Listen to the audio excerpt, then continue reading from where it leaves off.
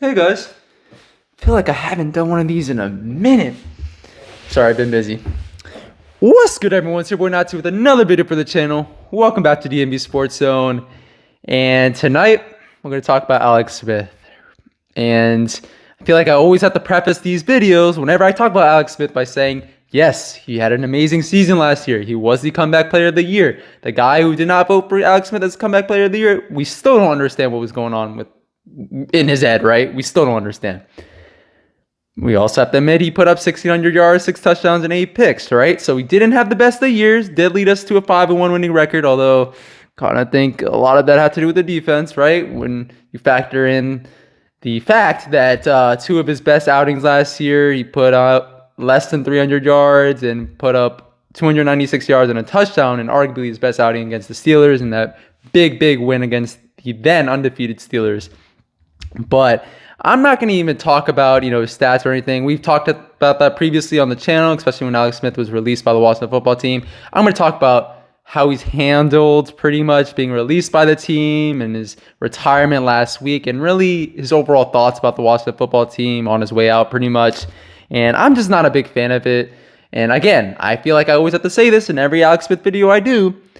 Yes, he is a great human being, or at least he is a great human being by all accounts, right? I'm not bashing him as a person or anything. I'm not going to do one of those Stephen A things where he praises the guy and then bashes him the next instant. I'm not going to do that. When we talk about what I haven't liked out of him in terms of his comments about the Washington football team the last couple of months, and I will say first and foremost, since he's been cut by the Washington football team. He had that big GQ interview a couple months ago now, I believe. And in that interview, he was talking about how he didn't feel welcome by the Washington football team upon his, returns to the football field and even throughout his recovery process.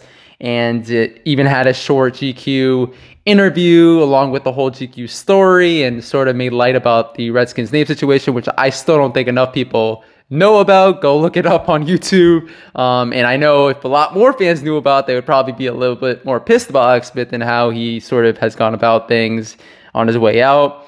But, with the GQ story, he did talk about how his comments were misconstrued right after the story came out. So there was that.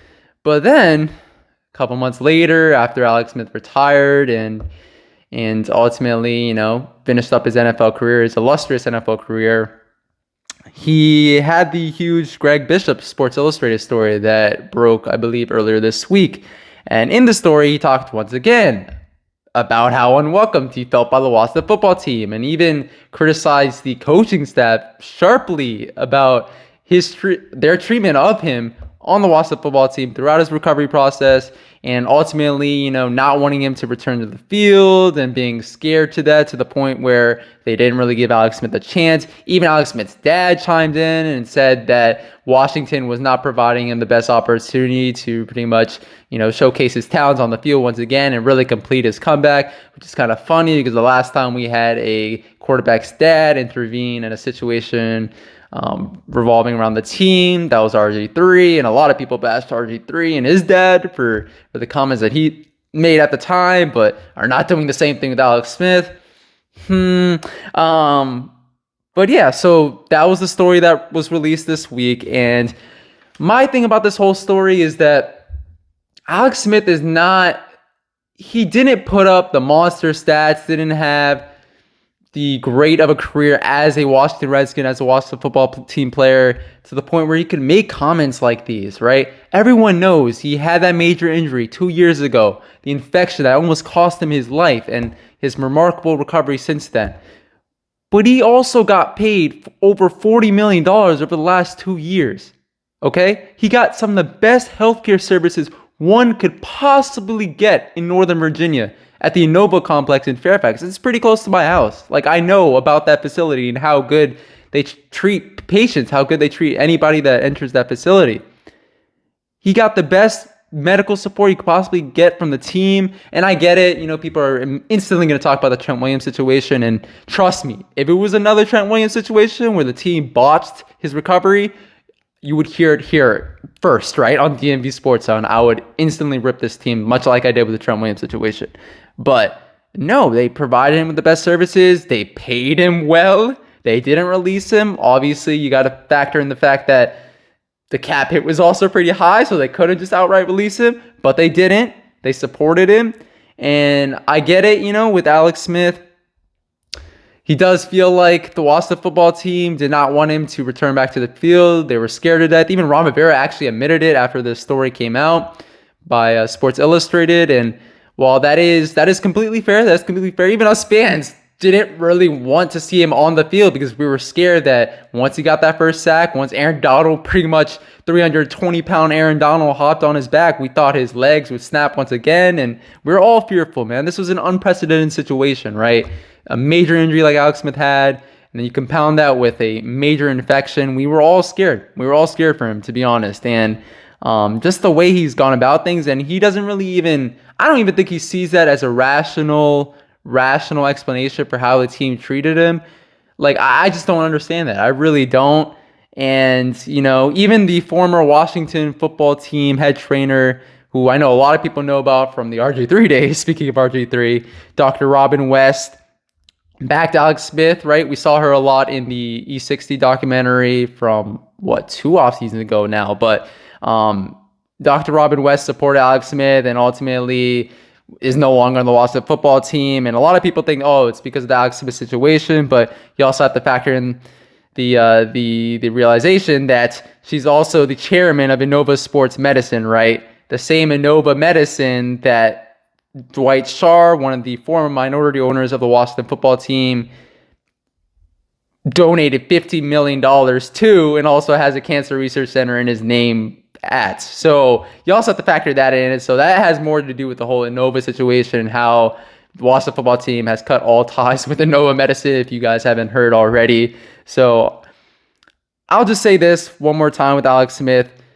Now when there's the whole comeback story movie that's probably going to be made by Disney or some sort of filmmaker, I just don't like the fact that a guy like Ron Rivera, who was dealing with cancer last year and was dealing with so many things, right? The name change situation, right? Almost a couple months after being hired onto the job, and you had the whole Dwayne Haskins situation, all this going around the Washington football team, and despite all that, they still made the playoffs. I just don't like how Ron Rivera is probably going to be painted as the villain, right, in that comeback story movie, and really painted as the villain across the league right now. I just don't like that. I really don't. Again, you got paid handsomely. You got great support from the medical staff, right, in Washington for the last couple of years. Everybody loved you. The fans loved you. And yes, while everybody was timid to have you step onto the field once again, right, after that major injury, I think that was super rational. For you to just keep bashing the team, one report after the other report, I just don't think that's the right way to go about things. And I'll just put it this way. When it comes to the Washington football team and their future alumni events and stuff, if even Alex Smith gets invited, it's going to be a really uncomfortable situation, right? It's going to be a really uncomfortable situation. So, and you combine all this, right? All this complaining, all this bashing of the Washington football team and how they handled his situation. You combine all this with the fact that, we're in a COVID-19 pandemic that has pretty much ravished the world and stuff. And I don't know, these comments seem a little bit tone deaf if you were to ask me. I get it. Once again, somebody's going to mention in the comments, this guy almost died from his infection. Like, I get it. I really do. But I just think there's a time and a place to say all these comments and to do it right after the first time, right after you got released by the Washington football team, and then to do it after your retirement. I just don't think that's the right way to go about things, and to have your family involved in making these comments. I don't know. Let me know what you guys think down in the comments, but I'm just a little uncomfortable with the situation. And for all those who might think I'm just a homer and just defending the team, no, look at my history. I bash this team when it's right to do so. And in this aspect, I think nobody's at fault for the whole situation. I don't think Alex Smith is at fault for feeling the way that he does. I don't think Ron Rivera and the coaching staff are at fault for feeling the way that they did. I just don't like the fact that Alex Smith doesn't see a rational basis for why the coaching staff felt the way they did. And with that being said, thank you guys so much for watching. I just want to give my quick 2 cents on the whole Alex Smith situation and do another one of these videos, man. These reaction videos, these analysis videos. Because I've done some streams in the past and also have had some interviews in the past. But wanted to get back into doing these, and hopefully we'll give you guys some more content in the future. Thank you guys as always for the support. Please make sure to like, comment, subscribe to the DMV Sports Zone channel. We're trying to post fire content on here as much as possible. Also, go follow our Twitter page at DMV Sports Zone and our Instagram page. Wait for it. All lowercase DMV Sports Zone. With that being said, thanks so much for watching, and have a great rest of your week and a great weekend. And guys, the draft, it's next Thursday.